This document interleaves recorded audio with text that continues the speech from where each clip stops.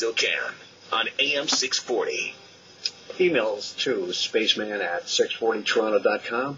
The other address is space at 640toronto.com. Thanks so much for the ones I've received. I really and truly appreciate every single one that you send. The solar eclipse of June 21st, 82 belongs to a series of eclipses that have Saros number 117. 117 is also called Saros Series 2 Old North, and has its first eclipse in the years 792 and then again in 1387. In the middle of the series, switched on, so to speak, from the northern hemisphere to the south, the second half of the series consists of 666 years, 37 times 18. The birth number of years between the first 117 Saros eclipse and Prince William's birth is 1,189 years. The same number as there are chapters in the King James Version of the Bible. Let me say that again so it'll make you see crystal clear. The number of years the first Saros 117 eclipse and Prince William's birth is 1,189 years. There are 1,189 chapters in the King James Version of the Bible. The middle chapter, the very center, is Psalm 117, which is the number of the Saros eclipse. The exact middle chapter, Psalm 117, which is also, by the way, the shortest chapter in the King James Version of the Bible. If you research this Saros 117 closer, you will find that the last eclipse took place July 1st of 2000, during the days that Princess Diana had her birthday. The next eclipse in this series will take place July 13, 2018. What's very interesting is that this date coincides with one particular date on the Jewish calendar. We know that on this date, 3 total solar eclipses occurred in 3 consecutive years: 2008, 2009, and 2010. Eclipses, which is considered to herald the event of the coming court over the world and the Gentiles. That's the particular date on the Jewish calendar. This eclipse that will occur July 13th, 2018, when it happens, it will be from the same Saros series that created the solar eclipse June 21st of 1982 that happened on the day of Prince William's birthday, when he was born. This eclipse, which reached its peak when the sun was at its highest over London, the day of the summer solstice of all days, and the very day Prince William was born. Another observation that stands out on Prince William's birth is that in 1982, the number of member states of the European Union was a total of 10 countries, of which Britain was already a member. Greece was incorporated in 81 as that 10th country. And just a few short months later, Prince William arrives on the scene in 1982. Now, in addition to Saros 117, Saros 145 is very interesting too. This generated a total solar eclipse of 40 hours after Prince Charles and Princess Diana's wedding in 81. When this Saros next returned in 1991, it was the last total eclipse of the sun of the 20th century. It came August 11th, 1999, in the southwestern part of England, with its center over the very specific occult parts of Cornwall, an area associated with King Arthur, among other things, and was a part of ancient Wales in those days.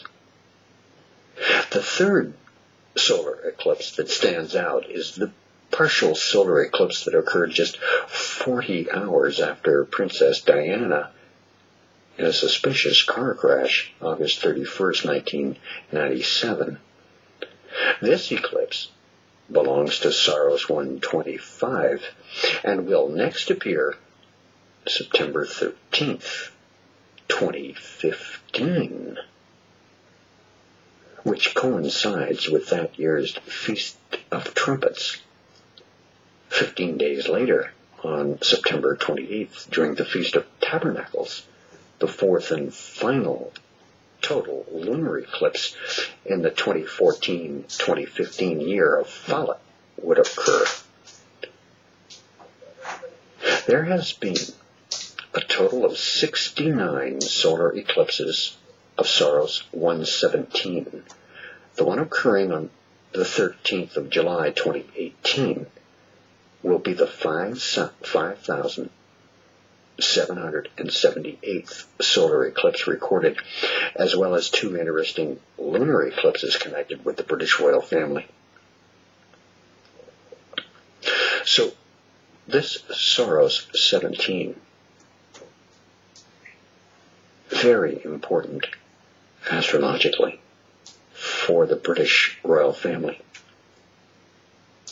By the way, when Prince Charles and Princess Diana announced their divorce in 92, December 9th, it occurred on the same day a total lunar eclipse from Saros 125.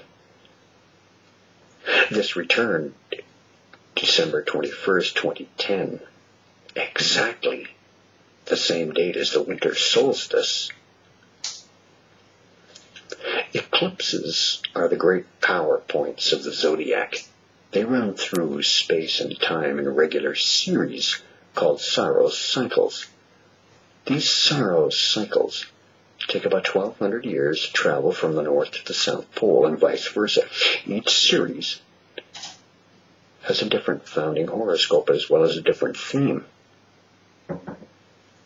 Prince William was born into this series called Number 2 Old North, which began in 792 AD, just before the first recognized English king was crowned. The very first English king that was crowned marked the year of the beginning of the old Number 2 Old North Saros cycle. It's due to end in the year 2036. Did you hear that? This Saros cycle we're now in, called the Number 2 Old North, which began in 792 AD, just before the very first recognized English king was crowned, is due to end in the year 2036 AD. That could possibly be the year William ascends the world throne in Jerusalem and becomes the king of the world. If I'm correct in that assumption, this man called William, or even Arthur possibly, would be exactly 54 years old. A 9 in numerology, the egotistical number that always returns to itself. The number of Satan. If he is made king of Britain in 2015, as I surmise, he will be 33 years old, the very same age as Jesus Christ when he began his ministry. Did you know that the office of King of Jerusalem is now unoccupied? There's always been a king of Jerusalem until now. The reigning king of Jerusalem just died a few weeks ago. The date of the man's death was July 4th, 2011. Just last month. Yes, America's birthday, July 4th. He died at the age of 98 on Monday, July 4th, 2011, at his home in Poching, Germany. He was said to have died peacefully and without pain in his sleep. Who was he? Who was the king of Jerusalem? Did you even know there was a king of Jerusalem? His name? Otto von Habsburg, the eldest son of Charles I, the last emperor of Austria and king of Hungary, also known by his royal name as Archduke Otto of Austria, was the last crowned prince of Austria-Hungary from 1916 until the dissolution of the empire in 1918. A realm which included modern-day Austria, Hungary, Bosnia, Herzegovina, Croatia, the Czech Republic, Slovakia, Slovenia, parts of Italy, Montenegro, Poland, Romania, Serbia, the Ukraine. He remained the crown prince of Hungary until 1921. He was also the head of the House of Habsburg and the sovereign of the Order of the Golden Fleece between 1922 and 07. And at the same time, the Habsburg pretender to the former thrones. Otto von Habsburg was vice president and president of the International Pan-European Union. He was also a member of the European Parliament for the Christian Social Union of Bavaria. In 1961, the dictator Generalissimo Franco of Spain offered him the crown of Spain, but he declined on account of the Habsburgs' dynasty's long absence from the Spanish throne and recommended Juan Carlos, who is today's Spanish king. Otto von Habsburg was exiled in 1918 and grew up mostly in Spain. His devout Catholic mom raised him according to the old curriculum of Austria-Hungary, preparing him to become a Catholic monarch. If you were listening to A View from Space on AM 640 last week, he lived in the Basque region while in Spain. More in a moment.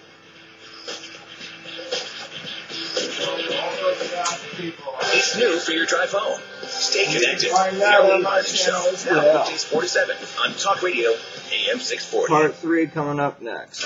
Tony Rutland talks about